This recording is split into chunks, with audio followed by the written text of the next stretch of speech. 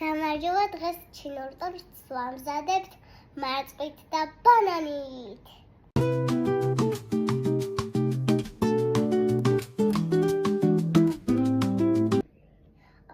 ორთხოველა დაუშვენი, ბანანი და მარწყვი დაუჭერი და კრემიც მზად არის. ეხლა ვიწყებ ტორტის აწყობას.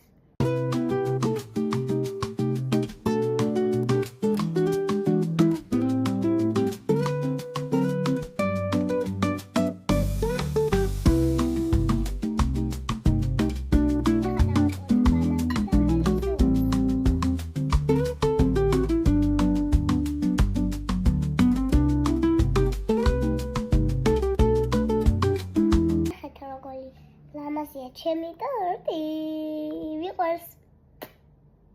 ეხლა ჩემთვის ამ სილამაზეში უნდა გავაკეთო. ეხლა შევდებ თამაცივარს და ხვალ დავაგემოვნებ.